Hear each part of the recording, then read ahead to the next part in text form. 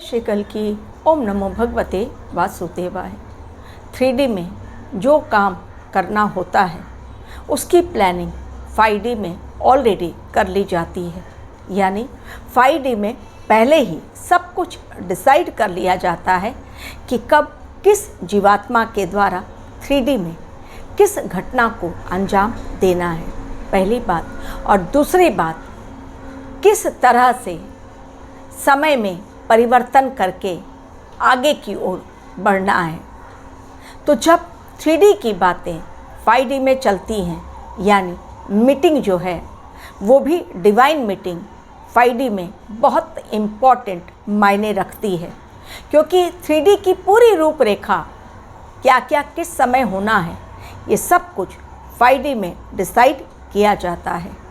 और उस समय जिस समय 5D में ये सारी चीज़ें डिसाइड होती हैं उसमें ब्रह्मा विष्णु महेश यानी त्रिदेव एक साथ जॉइंट मीटिंग करते हैं, और तब उसके पश्चात 3D में ये खेल खेला जाता है जिसे हम कहते हैं ईश्वरीय खेल, जिसके बारे में हम इंसानों को आभास भी नहीं होने देते भगवान कि क्या होने जा रहा है अगले पल।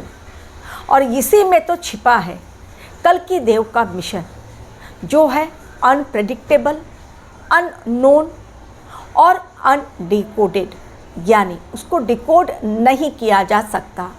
हम अपने लेवल पर चाहे जितनी कोशिशें कर लें, लेकिन पूरी तरह से जान पाना, वो भी ईश्वरीय कार्य को या ईश्वरीय अवतार को, हम इंसानों के लिए आज भी संभव नहीं है।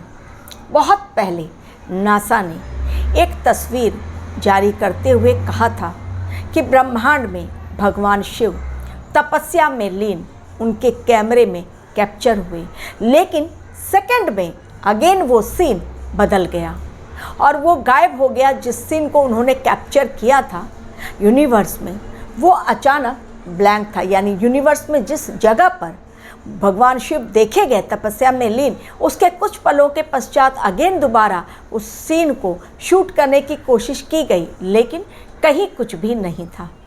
भगवान शिव वो हैं जो कुछ भी जब सृष्टि में नहीं था तब भी थे, आज भी हैं और सदा रहेंगे। ब्रह्मा विष्णु और महेश ने अपने अपने दायित्वों को बांटकर बखूबी निभाया है। आज जब 3D में यानी धरा पर बहुत अधिक अशांति मची हुई है, तो क्या आपको लगता है कि भगवान भी आज चैन से सो रहे होंगे? क्या भगवान भी आज नहीं सोच रहे होंगे कि आगे किस प्रकार से, जब डिज़ास्टर्स का हमला, चाहे वो जल प्रलय हो, अब जो अग्नि का कांड चल रहा है, बहुत तेज़ी से अग्नि का प्रकोप लोगों को अपने आगोश में लेता चला जा रहा है, और उसके बाद भूकंप की मार एवं अकाल की मार, जल का संकट, बिजली का संकट, नो इंटरनेट, बहुत सारी चीज़ें तथा बीमारियों का प्रकोप। आने वाले समय में ये सारी घटनाएं जिनकी रूपरेखा ऑलरेडी तैयार करके विष्णु भगवान ने जब कल्कि के रूप में धरा पर जन्म लिया है, उनके पास हर एक का बही खाता, लेकिन फिर भी भगवान तो भगवान है। एक साथ ही बहुत प्यार से जिस सृष्टि को उन्होंने बनाया, उस सृष्टि को एक ही पल में कैसे ख़त्म कर दें वो। और इसलिए समय समय पर वो चेतावनी देते हैं, संकेत मिलते हैं हमें देव स्थान से, चाहे वो कहीं पर भी कोई भी देव स्थान हो, चाहे वो कोई माता का मंदिर हो, भगवान शिव का मंदिर हो या भगवान विष्णु का, लेकिन संकेत हमें देव स्थान से ही मिलते हैं, जहाँ पर के मंदिर में बैठे हुए भगवान जब मूर्ति के रूप में दर्शन देते हैं तो लोग ढूंढते हैं ये तो मूर्ति है, भगवान कहाँ है? भगवान विद्यमान है प्रकृति के कण कण में, हर जगह, लेकिन उन्हें देखने के लिए आज इंसानों के पास वो आँख नहीं है जिसकी ज़रूरत पड़ती है भगवान से साक्षात्कार करने के लिए। आज भगवान देते जा रहे हैं, आज प्रकृति में संकेत जब मिल रहे हैं, तब हलचल बहुत तेज हो गई है, लेकिन 3D के साथ अब हलचल बढ़ गई है 5D में भी। तो फ्रॉम 3D टू 5D बहुत ज़्यादा हलचल क्यों हो गई है कि ये आने वाले विनाशकारी समय का संकेत जो अब भी इंसान न समझा तो कब समझेगा। आज का इंसान अभी भी अपने स्वार्थ और लालच को पूर्ति करने के लिए उसकी पूर्ति हेतु लगा हुआ है, तू मैं में लगा हुआ है। नहीं देख पा रहा है कि किस प्रकार समय बदलता जा रहा है। वो तो अपने अचीवमेंट को लेकर है कि बहुत बड़ी टेक्नोलॉजी आ रही है, नए नए तरह के मोबाइल आ रहे हैं, नए नए तरह के हम अलग से सैटेलाइट अलग से उसका आविष्कार हो रहा है, किस प्रकार से और एटम बम बनाए जाएंगे और अपने आप को पावरफुल कंट्री घोषित करेंगे। आने वाले समय को लेकर जब इंसान अपनी प्लानिंग करता है और कर रहा है, उसी समय भगवान जो हैं अपनी प्लानिंग कर रहे होते हैं और जो प्लानिंग कर चुके हैं उसके अकॉर्डिंग कार्य कर रहे होते हैं। लेकिन ये इंसानी प्लानिंग और भगवान की प्लानिंग के बीच का जो डिस्टेंस है वो संकेत खत्म करता है, लेकिन उस संकेत को पकड़ने की, उसे डिकोड करने की आज इंसान कोशिश नहीं कर पा रहा। यानी कि अगर वो कोशिश करता भी है तो भी उसे वो अनदेखा कर दे रहा है। ठीक उसी प्रकार जिस प्रकार की महादेव ने, ठीक उसी प्रकार जिस प्रकार केदारनाथ मंदिर से उन्होंने संकेत दिया था। आपदा आई थी भयंकर 2013 और उसके ठीक 8 साल बाद कोरोना ने कदम रखा और भयंकर रूप से लोग मारे गए।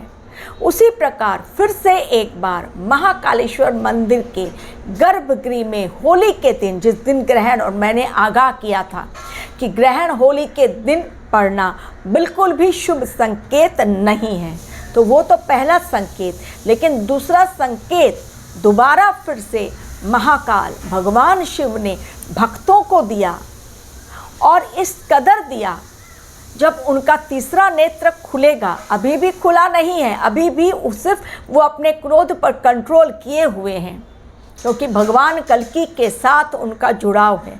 अब भी सब कुछ बैलेंस्ड वे में चल रहा है, लेकिन ये इम्बैलेंस्ड होने का समय अब आ गया है।